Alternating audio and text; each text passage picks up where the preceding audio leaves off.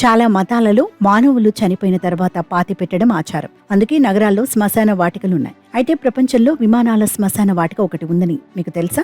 ఇటీవలి sun news website Thailand లో ఉన్న అటువంటి శ్మశాన వాటికకు సంబంధించిన ఫోటోలను ప్రజలకు చూపించింది.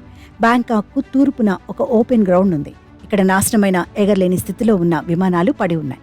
దీనిని విమానాల శ్మశానం అంటారు. ప్రస్తుతం ఈ ప్రదేశం పర్యాటక ప్రదేశంగా మారుతోంది. ది సన్ నివేదిక ప్రకారం ప్రజలు ఈ స్థలాన్ని చూడటానికి 600 రూపాయల టికెట్తో వస్తారు. విమానం లోపల ఉన్న భాగాలు తొలగించబడ్డాయి. ఇది విమానం చుట్టూ చెత్తలా వ్యాపించింది. ఈ స్థలంలో 2 విమానాలు నిలబడి ఉన్నాయి. దీని ధర 300 కోట్లు. అయితే కొందరు వ్యాపారవేత్తలు ఈ విమానాన్ని ఉపయోగించడానికి మంచి మార్గాన్ని కనుగొన్నారు. ఈ మైదానాలను ఆరుబయట బార్గా ఉపయోగించాలనుకున్నారు. ఇలా వీటిని మార్చివేస్తున్నారు. ప్రపంచంలో ప్రతిదానికి ఒక ఏర్పాటు ఉంది. అదే దీని ప్రత్యేకం. ఎప్పుడన్నా ఎక్కడైనా ఒక మనిషి చనిపోతే శ్మశానంలో అంత్యక్రియలు చేస్తారు. చచ్చిన వారికి వీడ్కోలు చెప్పే శ్మశానం ఒకటి ఉండవచ్చు. ఇక్కడ మాత్రం చిత్రంగా ఇప్పుడు చూసే భయానకమైన ఈ నీలి బొమ్మ విమాన శ్మశానానికి గుర్తు. ఇంతకాలం మనల్ని మోసి ఏవేవో దేశాలు తిప్పి ఎందుకు పనికి రాకుండా పోయిన విమానాలకు కూడా ఈ భూమిపై ఒక శ్మశానం ఉంది. అదే బోన్యార్డ్ అంటారు. ఇలాంటి విమాన శ్మశానాలు అమెరికా, ఆస్ట్రేలియా, మెక్సికోలలో ఎక్కువ.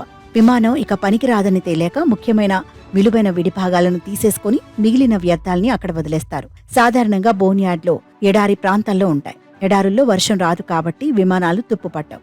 అక్కడికి వెళ్లి రెక్కలు, ఇతర భాగాలను తీసుకొచ్చి హోటళ్లు నిర్మించేవాళ్లు ఉన్నారు. ఈ ప్రపంచంలో ఇలా కొన్నింటిని చచ్చినా వదిలిపెట్టారు. విమానాలు పాడై కూలిపోయినా మనుషుల ఆశలు ఏమాత్రం చావవు. అందుకే చచ్చిన విమానాలను కూడా ఇక్కడ తగలపెడతారు. ఒక రకంగా బోన్యార్డ్ అనేది అనేక విమానాల శవాలను నిల్వ చేసిన ప్రదేశం. వీటిలో అతిపెద్దది 309వ aerospace maintenance and regeneration group. దాదాపు 4400 విమానాలను కలిగి ఉన్న 2600 ఎకరాల స్థలం. దక్షిణ పసిఫిక్ మహాసముద్రంలో ఒక ప్రాంతం ఉంది. ఇలా యంత్రాలకు కూడా శ్మశానాలు కట్టిన మహనీయులు మన మానవులు.